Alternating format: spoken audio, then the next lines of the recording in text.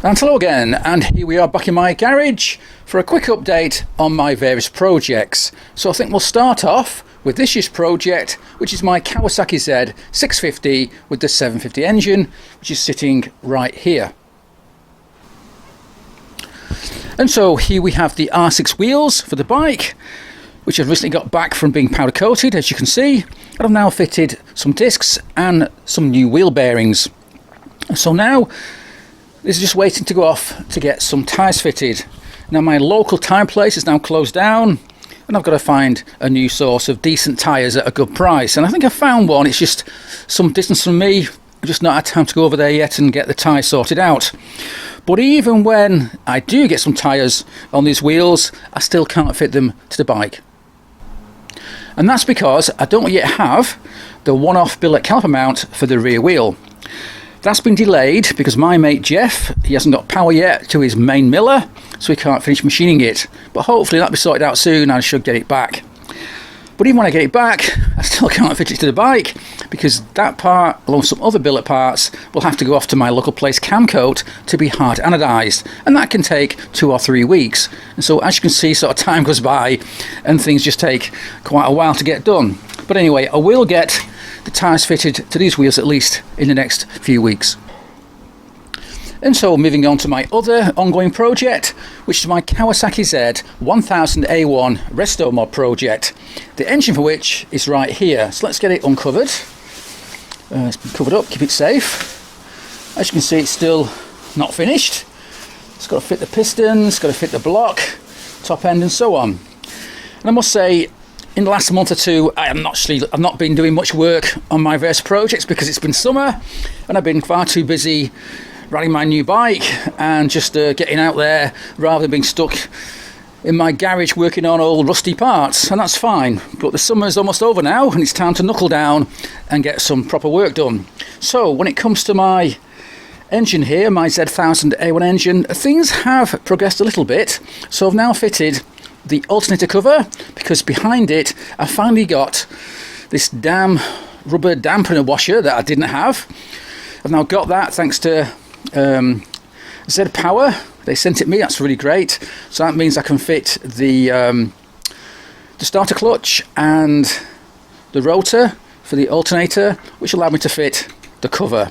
What I've not done is I've not fitted the stator which bolts to the inside of this cover, and that's because the stator has some very long wires that come out of it that lead off to the rectifier, and while the engine is not in a bike anymore, I don't want to risk damaging those long wires, and that's why I've not fitted it.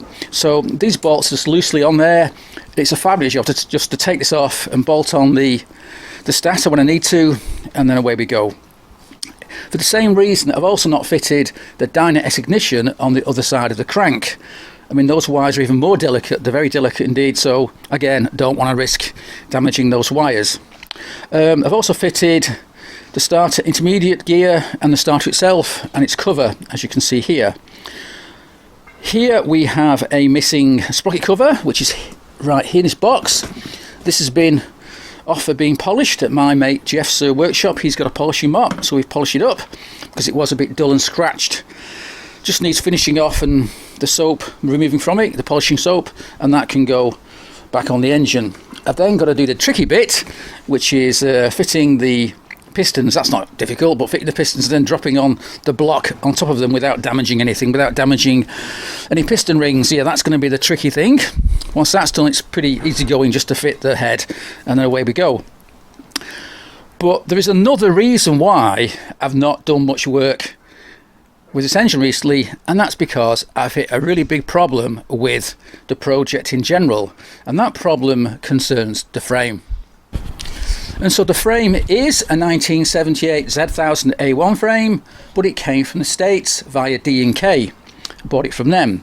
As such, it came with a Nova certificate, which proves that all the import duties have been paid. What it doesn't have though is a logbook, a V5 logbook for the UK. So when the bike's finished, I can't put it on the road until I get a logbook. And to get a logbook, I've got to do a few things.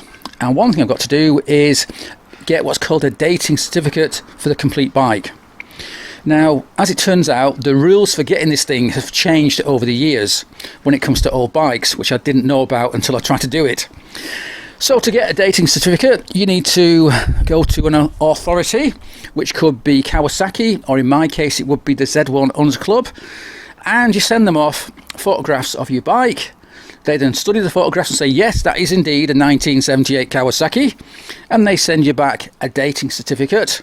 You then fill a form in and send that form off with the dating certificate to the DVLA, and hopefully they'll agree and send you back a logbook, a V5, which means you can get a number plate and get the bike on the road. But where I've hit a problem is that the rules now state, first of all, the bike has to look finished in the photographs that you send.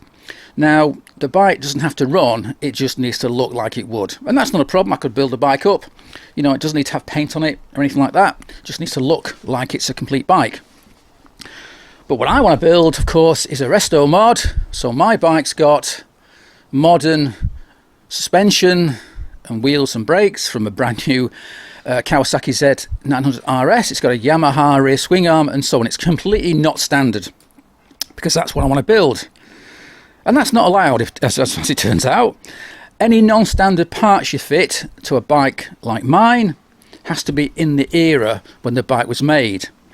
It's got to be in the era of the sort of 70s, or those parts have to be at least 25 years old, which of course my parts aren't. So that's a bit of a problem, and it means I can't really get a logbook, a V5, with the bike that I want to build. So that is a big problem. Now, there are various ways around it. I could build the bike up with standard parts, which I don't have, which you need to buy, and no doubt they'll be quite expensive to buy all the original parts for the bike, like the forks, the wheels, the brakes and so on, instrumentation and whatnot.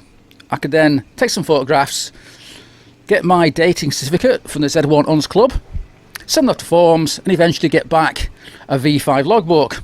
Then I can take off all those standard parts and refit the parts that I want to fit, and away we go. But that's quite an involved process, expensive, time consuming, so I really would rather not do it. Another option is to find a kind of barn find bike, a UK bike, complete bike, buy that, bring it here, strip it down and swap over the frames. So my bike becomes the UK bike, don't need to go into any hassles with the DVLA, and then the bike I just bought could either be sold off in parts, or maybe I could even build it up as a standard bike and get that a new V5 with my US frame. Again, very expensive because, you know, even barn find Z1000 £3,000 or £4,000. Also uses up a lot of space, a lot of time, a lot of hassle. Don't need that. And finally, the route that I would like to take is to just go and get a UK frame, which comes complete with its own logbook, its own V5. And 5 or 10 years ago, they were out there, you know, there were plenty out there you could get for maybe £100, £200 max. But I've been looking now for the last year, I've not found one yet. And no doubt if I do find one, it's going to be very expensive. So I think maybe either the supply of these frames is dried up or everyone's got the same idea, I don't know. But yeah, just haven't found one for the last year. And all that means is that this project is on hold until I can find a solution. Now, I will of course finish building this engine, but when it's finished it might end up just going in a corner somewhere and being covered up until such time as I can find a suitable frame. Not ideal, but these things happen. That said, all is not lost, because the US frame that it turns out I can't use won't be wasted. I mean, it's quite an expensive frame. It was like £500 to buy it, so I'm not just going to throw it away. So that frame will go ahead and be used in a new project, which won't be a road going bike, it won't be a road legal bike, but it should be quite an interesting project going into next year. And in fact, that project has already started. It's just that I've not told you about it yet. And yeah, it should be quite an interesting project that for next year. But we'll cover that in a future video, probably in about 6 months' time. But anyway, moving on. And so moving on, here we find my 1981 Ducati MHR. And for the first time in about 25 years, it's moved. It's not moved very far. It's moved about 15 feet from my living room. It took two of us half a day to get this thing in here, so it wasn't an easy move, but we've done it now. And the reason why I moved it is because this year I hope to get this thing started again for the first time in more than 25 years. So some time ago, in fact before COVID I think it was, I was doing some work to that end on the bike. So the brakes have been rebuilt, the master cylinders have been rebuilt, it's got new coils, as the original coils were damaged. I've now got dyno coils which required a new mount to be made and so on. It's got new leads, plugs and so on. Yeah, so all it really needs in theory is some fresh oil and some fuel and it should start up. Now, if it's up to me, I'd do it in here. Why not? But my neighbour hates me already and I think she'd hate me even more if I tried to start this bike, in an enclosed space. She'd probably have a heart attack if this thing fired up in here. So that'll have to wait until I get it out of the conservatory and out into the garage. And that in itself is not easy because I've got to get it down a very narrow sort of corridor behind the camera. And again, that takes quite a lot of effort. And yeah, I've got to move two more bikes before I do that. So yeah, for now it's just sitting in here. Now, although it hasn't started for 25 years, it just hasn't been left alone for 25 years because this bike is only a kickstart bike. It has no electric start. So every time I walk past it every few weeks when it was in the living room, I just kick it over. It's got a kickstart on that side, just kick it over. And so I made sure the engine was kept free and there was a little bit of oil circulating up and down the boards and so on. So fingers crossed, the engine is in a good state and it will fire up when I ask it to, but we'll see. But anyway, that's going to be my kind of Christmas present. If I ever get this thing to run this year, then I'll be very happy indeed. So yeah, I hope to one day ride this thing while I'm still able to, because it is an incredibly fantastic bike, but it's also an incredibly uncomfortable bike. I bought this bike when I was a young man, restored it. It's the first bike I ever restored about 35 years ago. And whether I can still ride it or not, I don't know, because compared to modern bikes, this bike has an incredibly extreme riding position. In fact, I might try and get on it now and show you how bad it really is. Right, so here goes. This is a very uncomfortable bike, believe me. So the pegs are a long way back and a long way up, as you can see. And the bars are very low and it's quite a long stretch to those bars. I mean, in comparison, a modern Ducati is like a sofa compared to this thing. And what actually doesn't help is that the bike has no indicators, it's got no starter motor, and it's got no choke. And that means once you fired it up, you've got to keep blipping the throttle, when you're slowing down, otherwise it'll die. And that means for a good 5-10 miles, because it takes a long time to warm these engines up, you can't really let go of the throttle, so you might be stopped somewhere and you think, oh, my wrist is aching, but you can't let go, you've got to keep the damn thing running. Also, even when the gearbox is in good condition, neutral is not always easy to find. You've got to get it just right to get neutral. So usually I just end up in first gear, so you're pulling the clutch in, which is quite a heavy clutch. You're trying to keep the throttle going, your hands are aching, your back's aching, your knees are aching, but you've got to keep on going. So yeah, it's not a comfortable bike at all, this thing. But I do love it. I think it looks fantastic. It sounds fantastic when it's running, as I recall. And, well, hopefully, fingers crossed this year, as my Christmas present to myself, I can get this thing to fire up for the first time, as I say, in about 25 years. But we shall see. I think I need more than just fingers crossed to get this thing to run. Well, anyway, so that's one project. What about the rest? And so, moving on to the bikes I keep in my storage unit here. We'll start off with my red Kawasaki Z650B from 1978. So I restored this bike last year, to start of the year. Not an ideal time to restore a bike. I was doing it outside most of the time, on the drive, in the rain, not ideal. And as a result of that, some things were a little bit rushed. So I don't think you can tell from in here, it's a bit dark in here, but I would like to respray the fuel tank. It's not quite as good as it could be. You can't really tell, I guess, on the camera, even though I brought the camera in close, but there are some small little areas that I think I could have done better with. So I think at some point I do want to respray the fuel tank. I'll keep the colour the same, What I also want to do perhaps is add some sort of standard pinstripes to the bike. Now you can buy kits, you can buy decals. I'm not sure I'll do that, I'll just do it myself and do it with some pinstriping tape, just paint it in. Don't know yet, but it's something I want to do perhaps, you know, towards the end of the year, if I get time.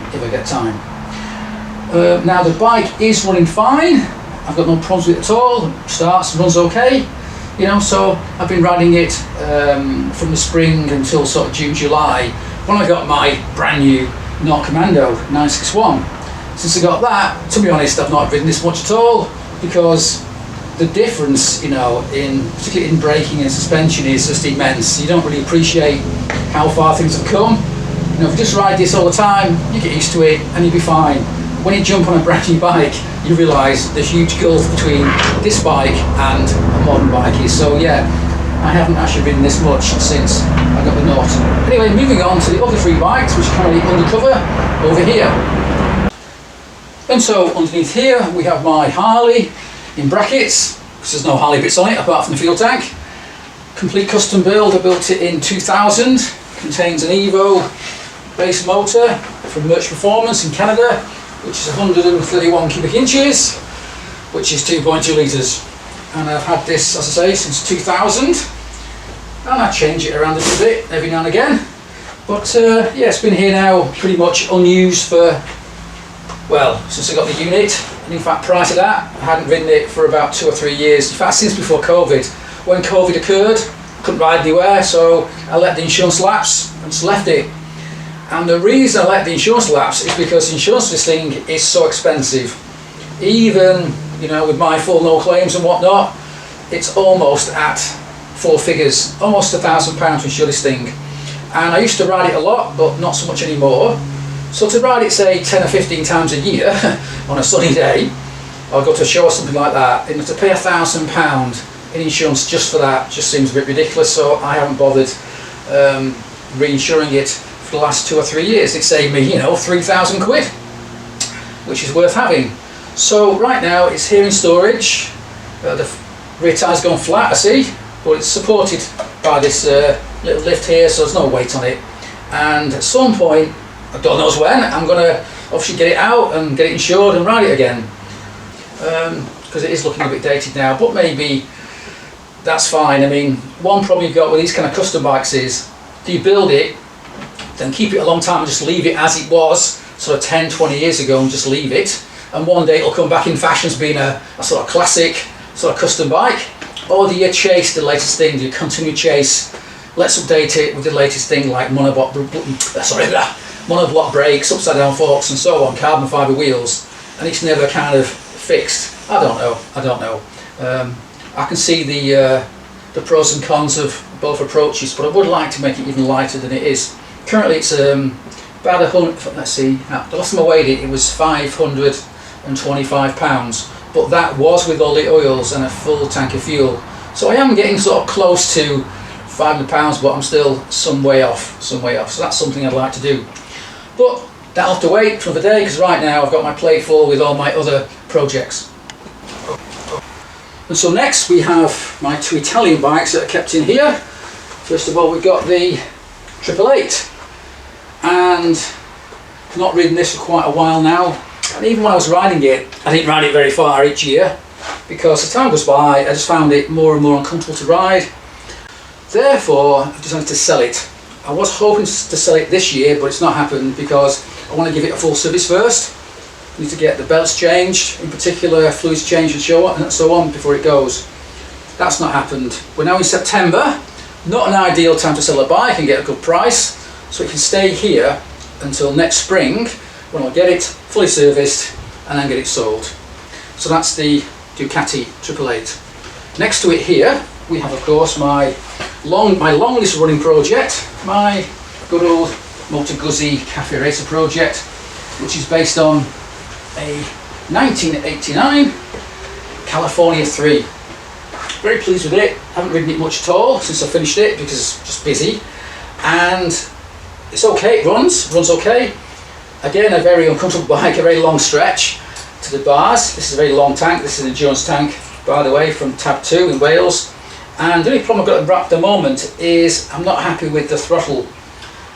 Now the throttles are very heavy on these bikes, I knew that, because I think one reason is because they've got a sort of 2-into-1, weird 2-into-1 split. So you get one cable coming from the throttle, which splits into two cables for a little gizmo, which then goes on to the carbs. So I've unplugged the fuel lines from the carbs because this tank's going to come off at some point, and I want to have a rethink about how I've done the cables. I want to do something a bit more, well, a bit better than I've done already. So not sure what I am going to do, but the throttle is just so heavy. I mean, it's also partly because the Deloto carbs have heavy springs in them because they have to have, but even so, it is, you know, incredibly heavy throttle, and yeah, I really don't like that at all. So I want to redo what I did, you know, sort of last year. Apart from that, it's okay. It's looking a bit dirty actually. The aluminium's looking a bit tarnished, so I could do with it being brought outside and give me a quick clean. I'll probably charge up the battery. Not charged it for a couple of months. Apart from that, yeah, it's quite happily here. And maybe actually fit some slightly bigger carbs, but we'll see about that. We'll see about that.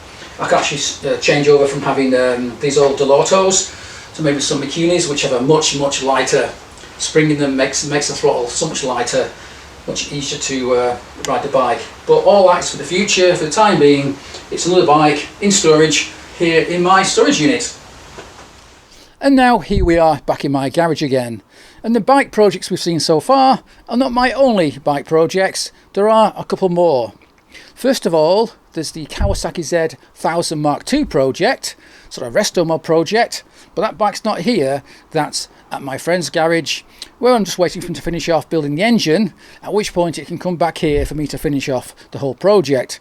I'm in no rush for that because, well, as you can see, it's not like I've got a lot of spare space, and I've got plenty of other things to keep me going in the meantime, so that's not a problem. And the last project I've got here is right in front of me, and that's my Norley. And so here is my Norley, and if you don't know, it's a Harley XL1000 ironhead engine in a Norton featherbed replica frame with all one-off parts such as the exhaust system and so on. Built this about 2015, and I've been messing about with it ever since. So the reason why it's in the garage is because I now want to do a bit more work on it. And the first thing I want to do is sort out a very small oil leak on the primary side, on the primary case. I know what it is. It just needs a new seal where the gear change rod goes through the primary case. I've got a seal, just haven't had time to take off the primary case, drain all the oil, change the seal, put it all back together again with a new gasket, blah blah blah. And it's not really a big leak anyway, so it's not a big issue. The other thing I want to do is sort out some problems I've got with the electrics. And that's because the bike is designed to take a lithium-ion battery, a very small one, which lives in the hump of the seat. And it didn't take long for it to die. And it turned out the reason why it died is because I followed the instructions for mounting and wiring up these Daytona speedo and tacho units. They're very nice, but it turns out there's an error, or I think there's an error in their instructions, because it does say that both the speedo and its speedo sensor both need permanent 12 volt power, and I thought that was a bit odd. So I asked the shop where I bought it from, is that correct? He said, yeah. He said, just do what it says in the instructions. So I wired the bike up like that. Turns out that's not correct, I don't think, because after a few months it killed the battery with a very small drain. So I need to redo the wiring, so that's not the case. I've also got a problem because the battery this bike was designed to take is no longer available, and so I've got to find a different battery. And the only battery I can find that's close enough to the one I had in terms of CCA, you know, power and so on, is 20 millimeters bigger in all dimensions, which causes me quite a problem. And so let's remove the seat and I'll show you what the problem is. So let's just move this out of the way. Beneath we can see a stainless steel plate with a recess to take a lithium ion battery. And the problem is the battery it was designed for is no longer available. And the closest one I can find with the correct power and CCA and so on is 20 millimeters bigger, and so it won't fit into this recess. So what I've got to do is either replicate this thing with a 20mm bigger recess or get this one changed instead. And I'll probably just replicate it because it's easier to do and leave this one alone. So, problem solved. Except not quite, because if I do fit this slightly bigger battery with a bigger recess, the question is, will my seat still fit? Because the seat hump isn't very big, and even with the old battery, which is smaller, it was a damn tight fit with the seat in place. So that's a bit of a question mark that I don't have an answer to yet, but we'll just have to buy a battery and see what happens. And so, as you can see, with my projects, I've still got an awful lot to do, and it'll certainly keep me busy for quite a few months ahead. And so that's it for now, and so thanks for watching, and cheers.